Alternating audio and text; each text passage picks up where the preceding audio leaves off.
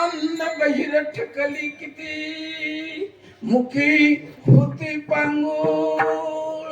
मुखी झाली काही पांगुळ झाली. मी सांगितलं तुम्हाला की बहिरे झाल्यामुळे मुखी झाली आणि काही बोलता येईना अशी परिस्थिती झालेली आहे. वेगवेगळे इंद्रिय दिले, जवळ जवळ इंद्रिय महाराज स्वतःच काम स्वतः करतात अशी श्रीमंत इंद्रिय एकमेकाला शरण जात नाहीत. जरी नाकाला जरी आजार झाला अर्थात पडसं आलं तर कधी सुगंध घेण्याचं काम डोळे करीत नाही. विठ्ठला विठ्ठला विठ्ठला विठ्ठला.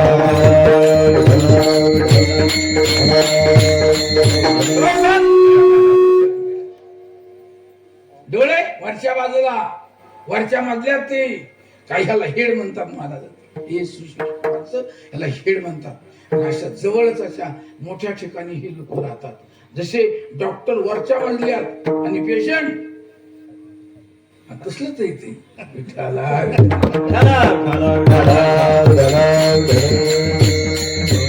असं म्हणायचं मला की अजून काय करावे या देवाने तुमच्यासाठी आमच्यासाठी.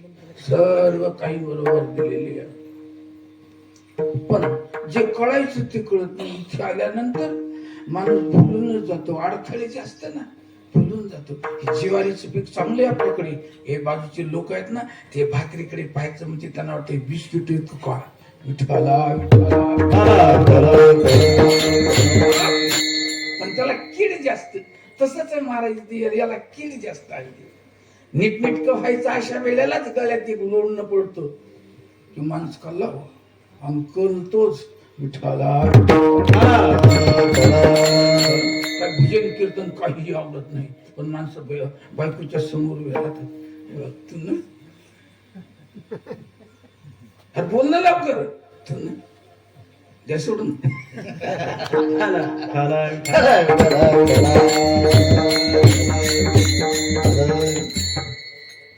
काय मुलं बाळ पैसा अगोदर काही अवस्था आहेत त्याच्या पण त्या एकाही अवस्थेत हे कळत नाही. आणि ज्या वेळेला नेमकं कळायचं त्याच वेळेला ही कीड पडते. विठ्ठला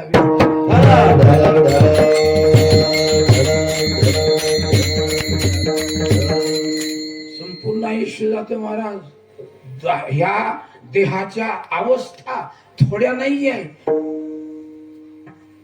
त्या अवस्था तनोर नव भागवत सांगते की हे अवस्था नव आहेत. नव अवस्थेत एका तरी वेळेला एका तरी अवस्थेमध्ये नीट कळावं का नाही तिथं प्रतिबंधच मोठा अशी परिस्थिती आहे. अगोदर पहिली अवस्था तर अगदी निषेक ही आहे. त्या निषेक म्हणतात. त्या निषेक अवस्थेत जास्त वर्णन करीत नाही कारण तुमच्या ताबडतोब लक्षात येते या पिंडाची पहिली अवस्था फक्त गोळा. विठ्ठला निषेक गर्भजन्मानी दुसरी अवस्था गर्भ आहे. त्याला गर्भ म्हटलं जातं की जिथं चौथ्या महिन्याच्या पुढे हात पाय फुटायला लागतात असा तो गर्भ. त्याच्यानंतर जन्म आहे महाराज. आता इथं काय करणार आहे. काही करण्यासारखं करण्याची अजिबात व्यवस्था नाही. दुःखाची मात्र जरूर. विठ्ठला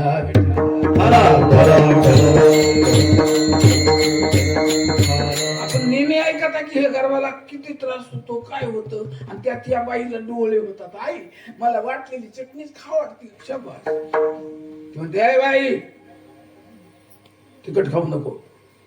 कटवून लवण मिळे गर्भवतीचे पुरती डोळे तुझी विन अंग पोळे तिने जीव लोळे आती दुःखी.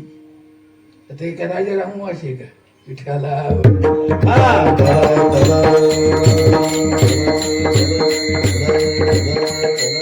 17 वेळाला सांगितलं तरी लक्षात येत नाही. चालत आहे.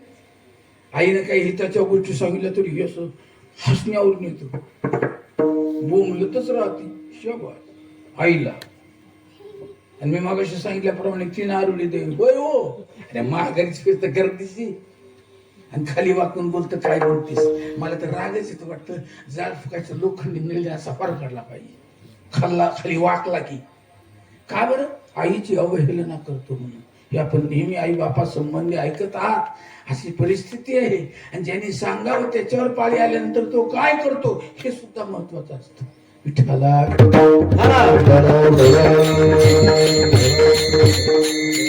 शिक गर्भजन्मानी. बघा ना आता आमच्या हरीला विचार तुम्ही ऐकून घ्या. हे आमच्या मुलाला आमच्या नातू का पंत काय चाललं होतं बाळा? काय चाललं होतं बघा.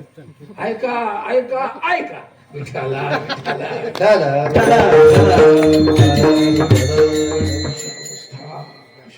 त्याची एकट्याची नाही बरं, कोणाची माझी सुद्धा.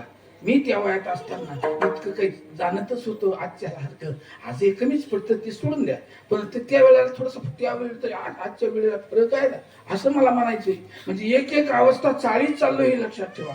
एका कोणाचं तरी मुलाचं सुधार नाही असं नाही, प्रत्येकाचं सुद्धा उदाहरण नाही लक्षात ठेवा. त्याच्यानंतर पुन्हा कौमारावस्था संपली, मग तारुण्य येतं महाराज. मग काय महाराज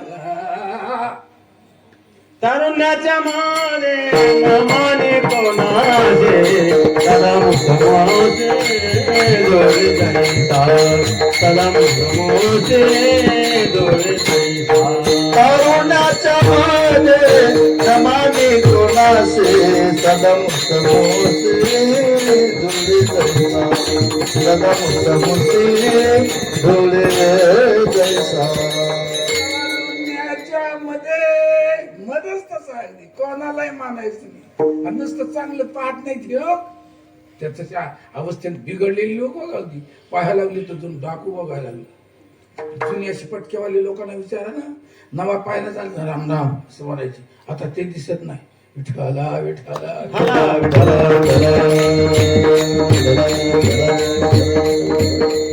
चला. त्याच्यानंतर मधलं होई आई, मधलं होई बर का. त्यावेळेला तारुण्य संपले जास्त, थोडस मधलाच भाग आहे. त्याच्या पुढे जरा आहे जरा, आणि जरेच्या पुढे मात्र लक्षात ठेवा हातात काठीच ठेवा. मारण्यासाठी नाही, एक प्राणीच असा आहे. काही पहिल्यांदा 2 पायाने चालतो, तिसरा पार झाला म्हणजे 3 पायाने चालतो, आणि रात्र पडली की 8 पायाने चालतो. बिचार काय असेल असं, काय असेल विठ्ठला विठ्ठला.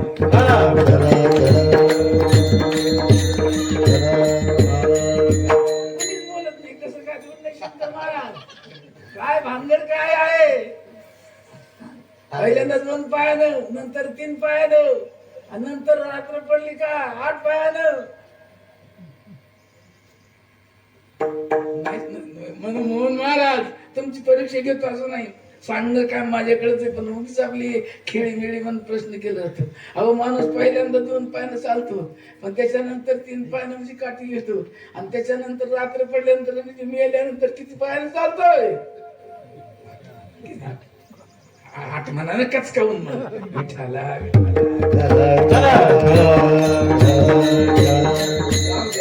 एक टप्पा होतो, मृत्यू हा निश्चित आहे. आणि जी कळा होती तसंच राहून जात. ज्यांनी मोठा शोध लावला, गुरुत्वाकर्षण शक्तीचा शोध लावला, गुरुत्वाकर्षण शक्ती, की घरी दगड फेकल्यानंतर खालीच काय येतो, त्याला आजूबाजूला पोकळी असताना कोणीकडे का जात नाही. असं जर सामान्य माणसाला तर ते खालीच येत असतो. शाबास.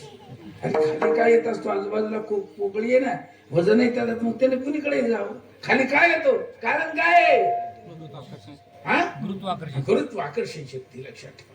पण तो सुद्धा म्हणतो एवढं केलं असेल मी, पण परमेश्वरा तुझा शोध तसाच राहिला.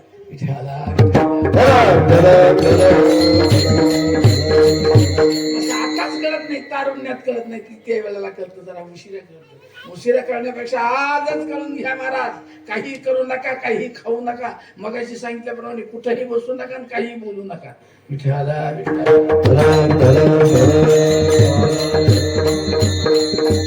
ही गोष्ट आपल्याला कळत नाही, जड होते आहे. पण साधू संतांनी सहज सहज आक्रमण केले महाराज.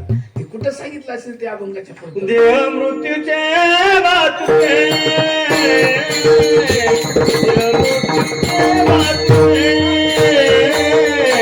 देह मृत्यूचे वाचुके